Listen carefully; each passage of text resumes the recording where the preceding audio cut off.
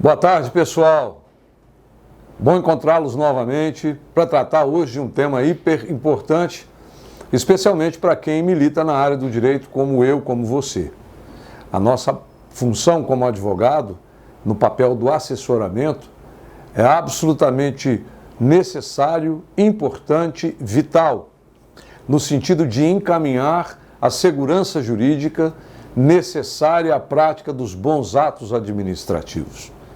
E, nesse sentido, a gente vai abordar tanto pela Lei 8.666 quanto pela 14.133, ambas em vigor até 31 de dezembro de 2023, quando, no limiar de 24, a 8666 será revogada por inteiro, passando então a vigorar na plenitude, com eficácia, a 14.133. Vejam vocês, meus caros, o seguinte, a menção ao papel do advogado, da assessoria jurídica, na Lei 8.666, ela é tratada uma única e exclusiva vez, lá no parágrafo único do artigo 38. Mas é importante destacar o que encaminha a cabeça do artigo 38. Quando ele fala da abertura do procedimento licitatório, do início do procedimento licitatório, que o mesmo deve ser autuado, protocolado e numerado, apontando de forma sucinta o objeto e a indicação dos recursos próprios pelo qual ocorrerão as despesas. Mas ele diz claramente no parágrafo único, no seu parágrafo único, o seguinte: que as minutas dos editais, bem como os contratos, acordos, convênios, ajustes, devem ser previamente examinados e aprovados por assessoria jurídica. Acabou. Ponto. Significa dizer e entender que a assessoria jurídica ela teria a participação somente ao final do processo. Não está claro e nem está previsto, nem mencionado na 8666, o par e passo da assessoria jurídica durante todo o procedimento licitatório. Essa, portanto, é a única inserção, esse, portanto, é o único momento em que o papel da assessoria jurídica é mencionado de forma expressa.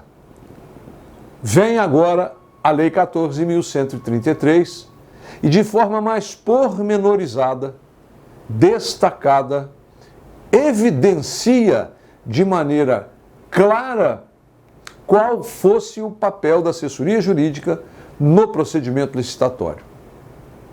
A gente já viu, em outras rodadas de bate-papo, que uma das características básicas da 14.133 é capacitar as pessoas para o bom encaminhamento do processo licitatório.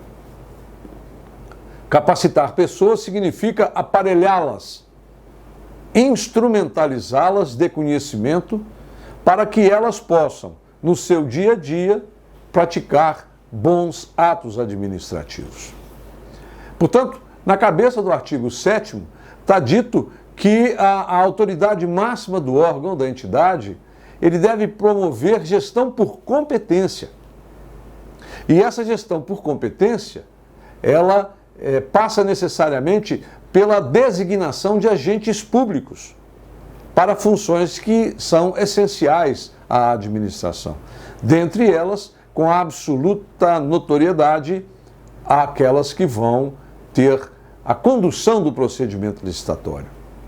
A gente já viu também em outras rodadas de bate-papo que o Estado, a administração pública, ela possui, em termos figurativos, uma única torneira para gastar recursos públicos. E essa torneira, a ela a gente dá o nome de licitação pública. Então, estas pessoas que estão com a responsabilidade de praticar estes atos, elas haverão de ser capacitadas para conduzirem a contento e a tempo e modo próprios os procedimentos licitatórios. licitatórios. O parágrafo 1º do artigo 7º, ele fala muito da segregação de função.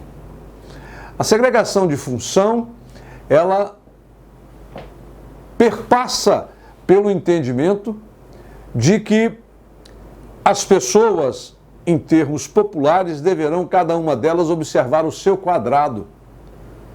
De maneiras que quem compra não paga e quem paga não compra.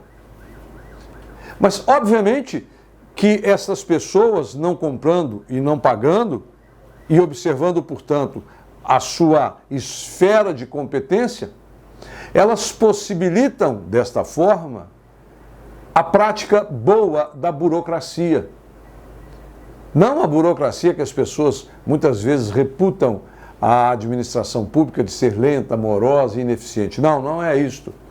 A burocracia, na sua essência e excelência, impõe e implica os bons serviços prestados pela administração pública. Exatamente porque, observando a segregação de função, quem compra, compra, quem paga, paga, e a burocracia boa, ela evita a ocultação de erros e a ocorrência de fraude.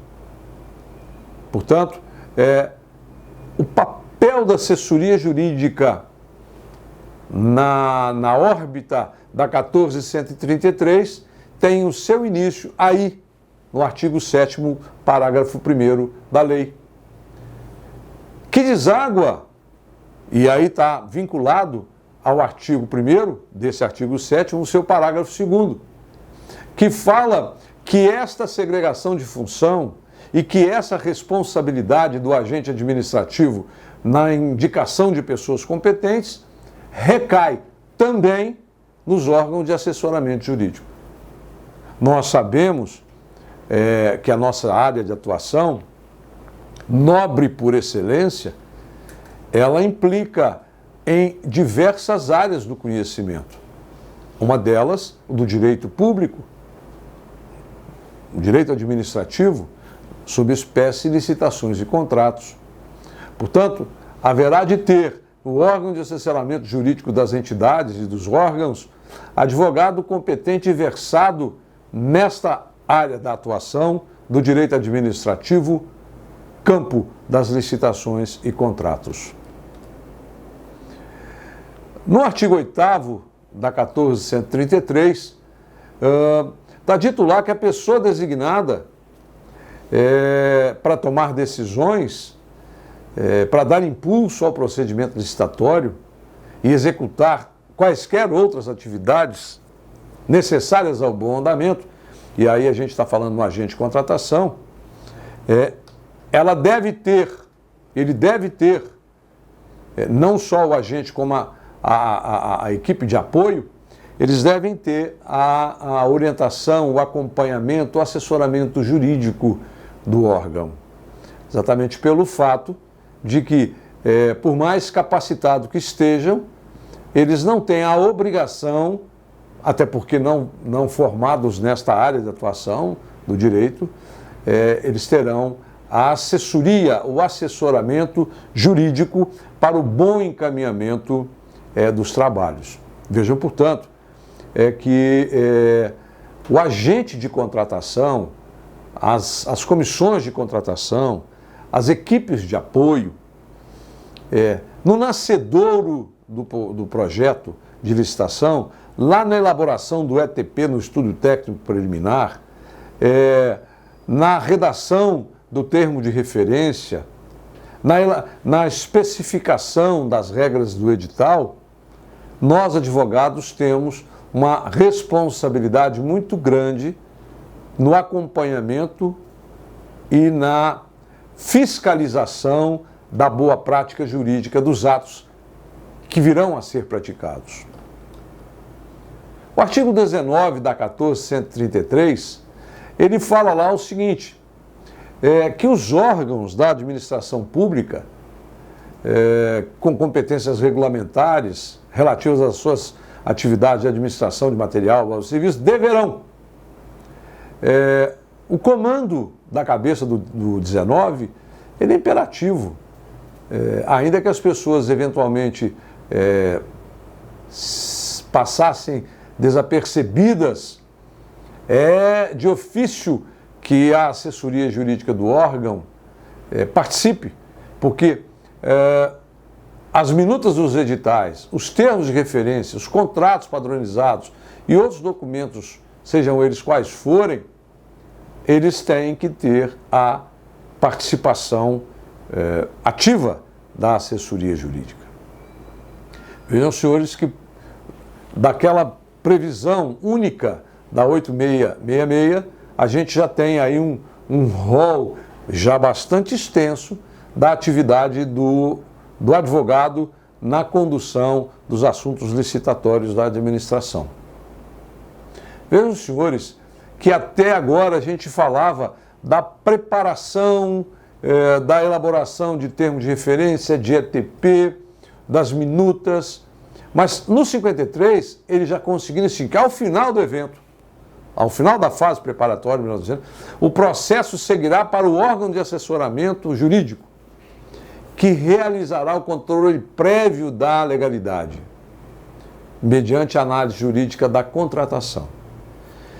Ele, advogado, já participou das fases anteriores a esse final da fase preparatória. Ele já acompanhou, ele já escreveu, ele já manifestou sim ou não para o encaminhamento de cada fase do processo. Ao final, isto volta para ele para elaborar um parecer jurídico.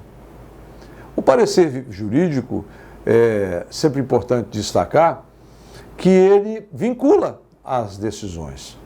Portanto, nós não podemos nunca esquecer que o encaminhamento da nossa posição técnica, que deságua na decisão do agente administrativo, significa que, ao fazermos isso, nós nos comprometemos com a nossa posição e respondemos com o nosso CPF por aquele encaminhamento. E aí, a norma fala de uma maneira muito clara. Quando a gente escrever o parecer, a gente deve observar o seguinte. Primeiro, a prioridade que o assunto requer. A gente sabe que existem ações, licitações, que por sua natureza terão um caráter de prioridade. E aí, dentro do princípio da razoabilidade, o advogado, a assessoria jurídica do órgão tem que ter esse sentimento de entender qual fosse o parecer mais importante dentro da necessidade da administração. Até aí não existe muita novidade, não. Mas olha que interessante a redação desse inciso 2º. Nós todos já ouvimos dizer, nós do ramo do direito, que muitas vezes o nosso linguajar, a nossa escrita, ela é por demais rebuscada.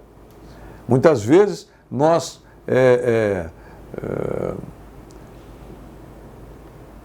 usamos de uma força de expressão que não é muito usual ao menos afeito ou menos afeto às coisas do direito.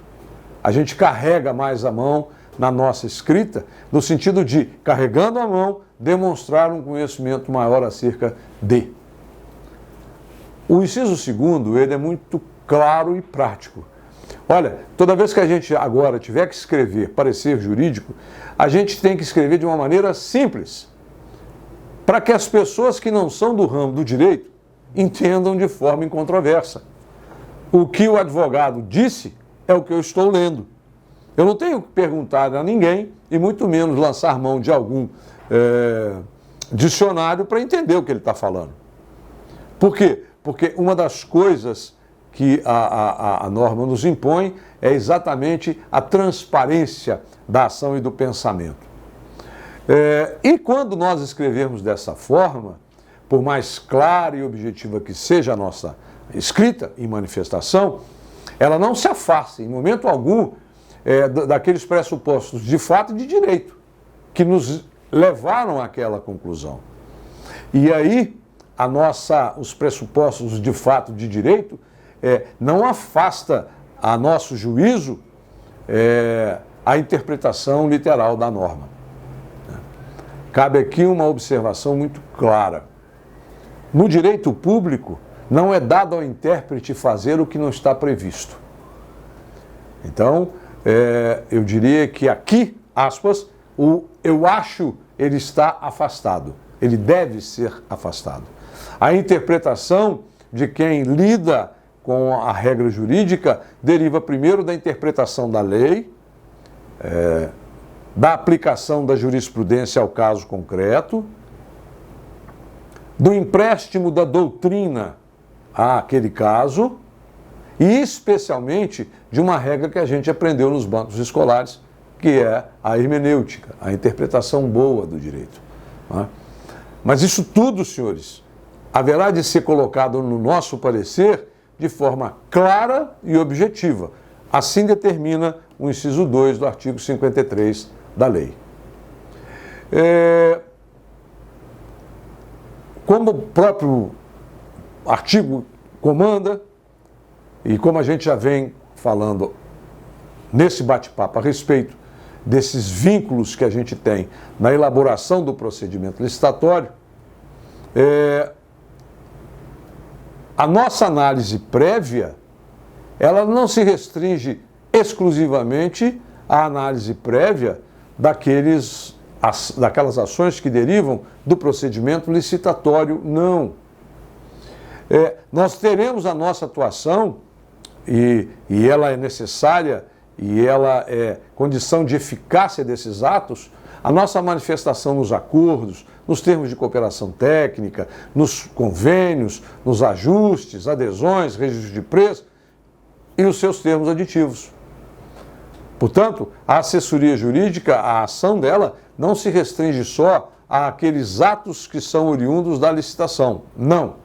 Todos os atos em que a administração pública participa, esses atos todos terão a assessoria prévia, a manifestação prévia, a manifestação continuada da assessoria jurídica. Quando eu digo continuada, exatamente no sentido de que sempre, ao fazer-se um termo aditivo em qualquer desses instrumentos, haverá de ter a chancela da assessoria jurídica.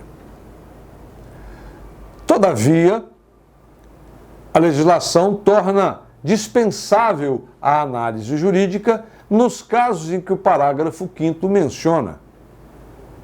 Exatamente pelo fato de que, em razão do seu pequeno valor, da complexidade menor e especialmente pelo princípio da economia processual, a assessoria jurídica, nos casos que menciona o artigo 5º do parágrafo 5º do artigo 53, dispensa a manifestação, a análise prévia jurídica da assessoria jurídica.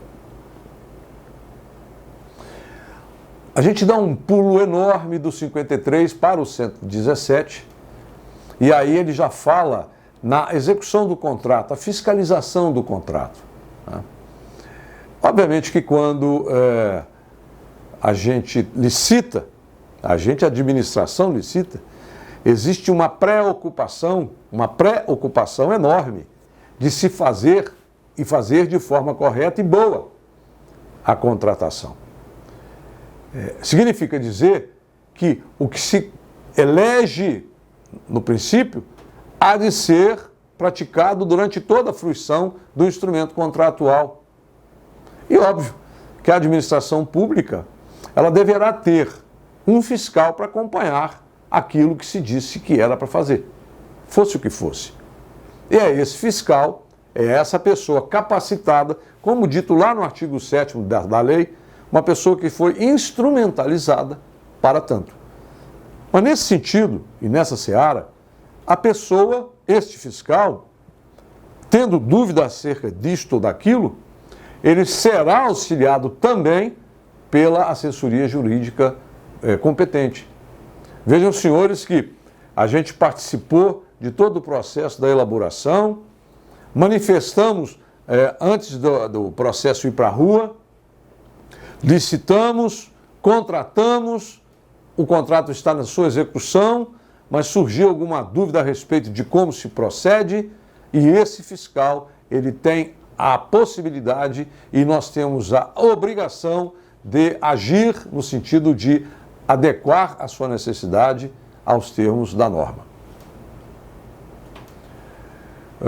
Também o recurso ou o pedido de reconsideração, porque a gente trabalha num princípio republicano da ampla defesa do contraditório, não seria diferente aí. A autoridade, recebendo os recursos e tendo que se manifestar sobre eles, obviamente o fará ouvindo a manifestação da assessoria jurídica do órgão. Observado, como dito agora há pouco, o princípio do contraditório e da ampla defesa, quem vai ofertar à autoridade elementos de decisão, para tomada de decisão, será a assessoria jurídica do órgão. E aí, dentro dessa realidade, existe uma inserção bem interessante da norma quando fala em linhas de defesa. Tá? A gente que gosta muito de futebol, eu, por exemplo, que gosto muito de futebol, a gente sempre vê o nosso time do coração armado para jogar no aspecto defensivo. Muitas vezes o treinador entra com uma defesa de 3 zagueiros. Né? Isso possibilita os laterais avançarem mais, o seu time pode ficar mais ofensivo. Ou, se ele joga com 3 zagueiros e põe mais 2 ou 3 ou 4 no meio de campo, ele reforça o seu meio de campo. Tudo isso são táticas, são técnicas para possibilitar ganho. Não será diferente aqui também, não. A lei de licitação, dentro daquele pensamento do processo, né, licitatório, dentro daquela linha de pensamento da capacitação das pessoas, lei, cria linhas de defesa na administração, 3 linhas.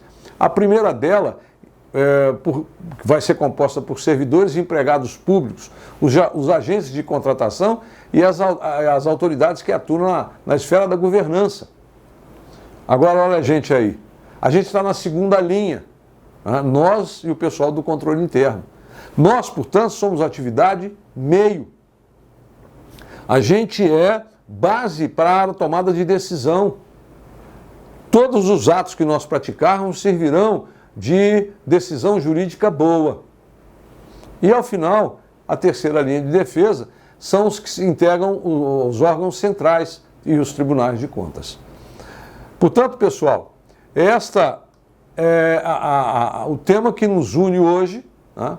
Especialmente quem é da área jurídica, de uma maneira bem clara, bem sucinta e bem singela, trazer para vocês estas modificações da 14.133, que evidenciam e pormenorizam a ação do advogado na questão da licitação pública.